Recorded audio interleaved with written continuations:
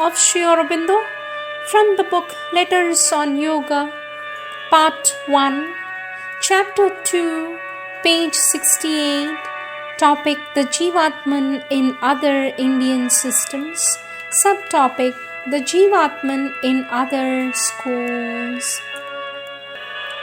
Our Lord Sri Aurobindo says the word Jiva has two meanings in the Sanskrit tongues. Living creature.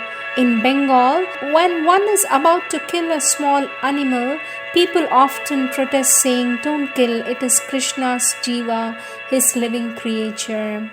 And the spirit individualized and upholding the living being in its evolution from birth to birth.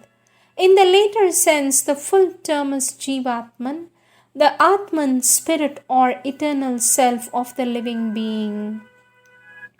Sri Aurobindo says it is spoken of figuratively by the Gita as the eternal portion of the divine.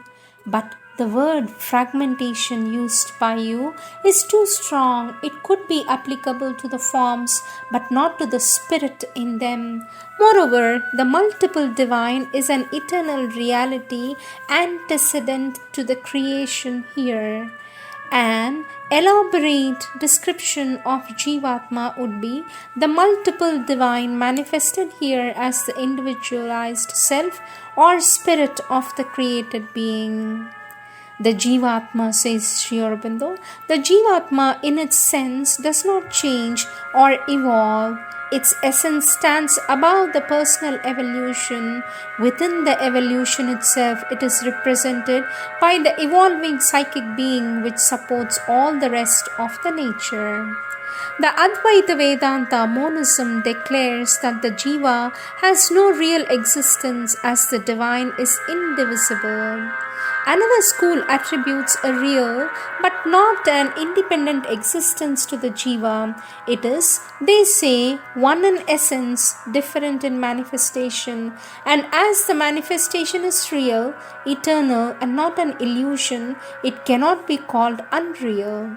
The dualistic schools affirm the Jiva as an independent category or stand on the triplicity of God, soul and nature. Next subtopic, the Jivatman and the pure I of the Advaita. Sri Aurobindo says, well, it is a little difficult to explain.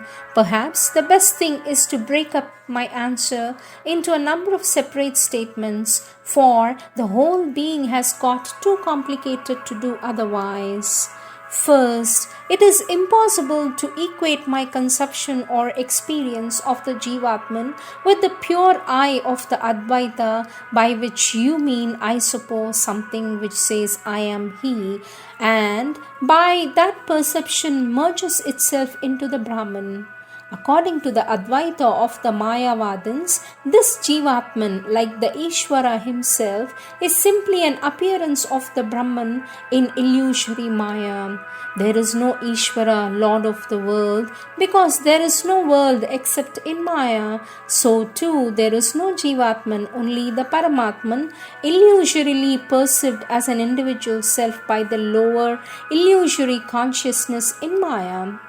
Sri Aurobindo says those on the other hand who wish to unite with the Ishvara regard or experience the Jiva either as a separate being dependent on the Ishvara or as something one in essence with him yet different. But this difference, like the essential oneness, is eternal, and there are also other ideas of the Jivatman and its relation to the divine or supreme. So, this pure I, if that is how it is to be described, presents itself differently in different aspects, one may say to different people. Sri Aurobindo continues to say the overmind presents the truth of things in all sorts of aspects and mind. Even the spiritual mind fastens on one or the other as the very truth, the one real truth of the matter.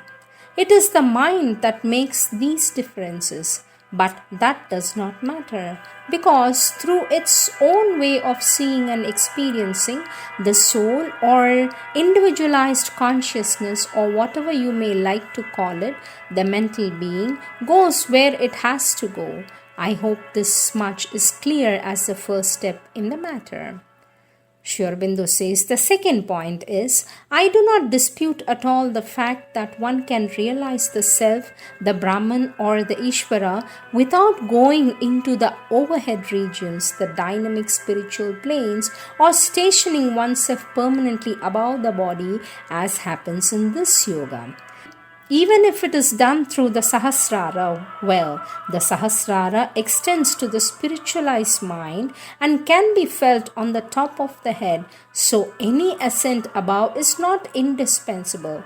But apart from that, one can very well, as you say, realize the Atman if one stands back from the mind and heart, detaches oneself from the parts of Prakriti, ceases to identify oneself with mind, life and body, falls into an inner silence. One need not even explore the kingdoms of the inner mind, inner vital. Still less is it compulsory to spread one's wings in ranges above.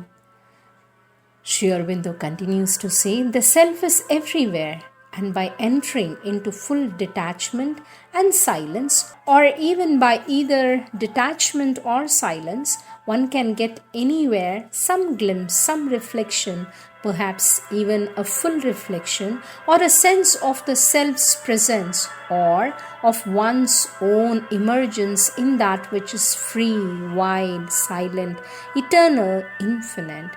Obviously, if it is a pure I of whatever nature which gets the experience, it must be looked on by the consciousness that has the realization as the individual self of the being, Jivatman.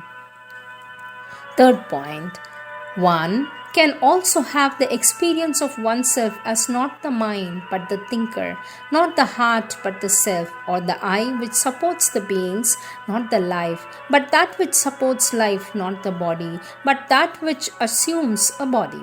This self can be obviously dynamic as well as silent, or else you may say that even though still and immobile, from its silence it originates the dynamism of nature. One can also feel this to be the spirit, one in all as well as the true I in oneself. All depends on the experience. Very usually it is the experience of the Purusha, often felt first as a witness silent, upholding all the nature, but the Purusha can also be experienced as the knower and the Ishvara. Sometimes it is as or through the mental Purusha in one center or another, sometimes as or through the vital Purusha that one can become aware of oneself or spirit.